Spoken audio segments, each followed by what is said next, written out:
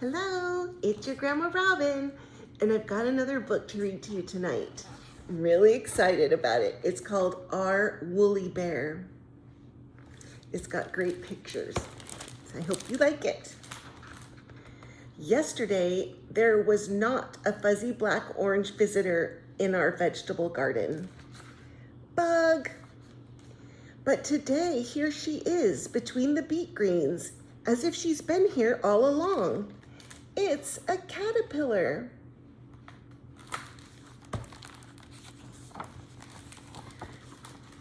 I scoop up the caterpillar and cup her in my hands. Slowly, softly, I shuttle her to our playhouse.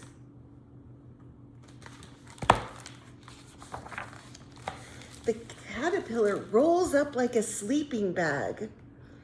I think she's nervous. That means we need to make her feel at home. We forage for pine needles and pebbles to build her a cozy resting spot. We pluck tiny thyme leaves for her to munch. Last but not least, we sing her all the songs we know. I love that part. It's thrilling to have a new friend. There she is. After lunch, we race to the bookshelf to conduct caterpillar research. Lou borrows Mom's glasses, the ones that make everything look like soup. We're just about to quit when we hear Dad shouting about bears from his office. Hey, Lou. Hey, Edie. I think it's a woolly bear. Dad reads to us from a smudgy screen. Caterpillar phase. The woolly bear caterpillar hatches from its egg in late summer or fall. When the weather gets cold, it eats several large meals and goes to sleep for the winter under a rock or a log. During this time, his entire body freezes solid. Even his heart stops. And then it goes to the moth phase. Then he tells us the best part of all. In the spring, the caterpillar transforms into an Isabella tiger moth with wings of gold. Wow. Woolly bear is the last thing I think of at bedtime. Sinking into sleep, I imagine I'm a frozen caterpillar tucked under a hollow log.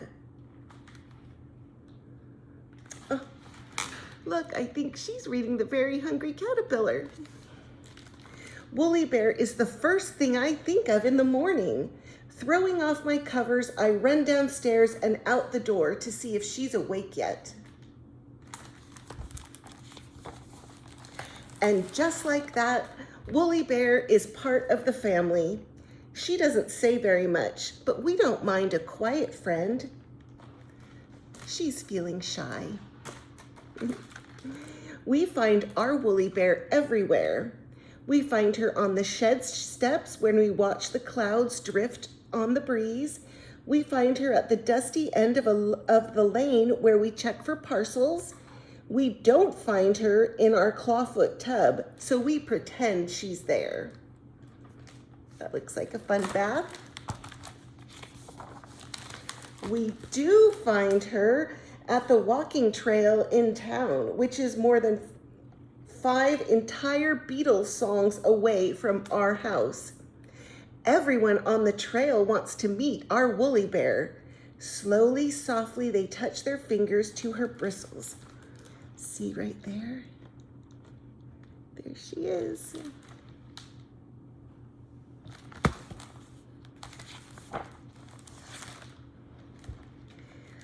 But when the last leaves begin to fall, leaving crunchy piles on the cold ground, something happens.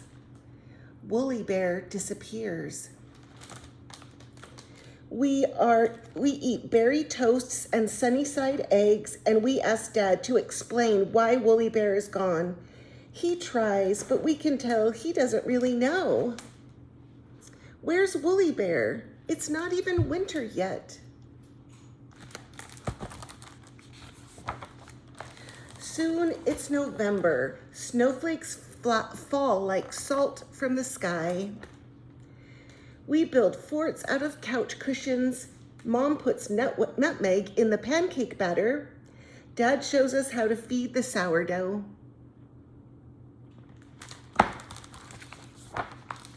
We haven't seen Woolly Bear in 16 days. Dad jokes that maybe instead of snoozing under a rock, she hitched a ride to a warmer place like Costa Rica. Shush, we say. We're a little glum. Glum is another word for sad. But glum is not the only thing we are. We are also ready for our next new adventure. I dry my arm wings like a cormorant on a pointy rock. Lou prepares a tasting menu of the last kale leaves in the garden. Still yummy. We stomp a path through the bramble down to the beach so I can write our name in the sand with a stick.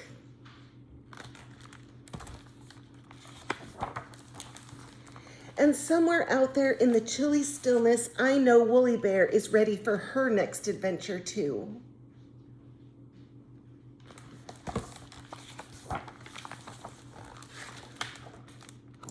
Do you see something on the window in this picture? I think Woolly Bear turned into the moth with the golden wings and stayed at their house. That's where she was loved. The end. Isn't that a sweet book? I used to find Woolly Bear's little caterpillars when I was a young girl at my house, around my house. And one time I got a little tin and I collected 5 or 6 of them. And I took them inside my house because I wanted to keep them as pets. But I didn't think about the fact that they would crawl out of the tin. And the next time I looked for them, they were gone and we never found them again. So that's a cautionary tale. Okay, girls, I love you so much. Have a good night's sleep. Grandma loves you. Good night.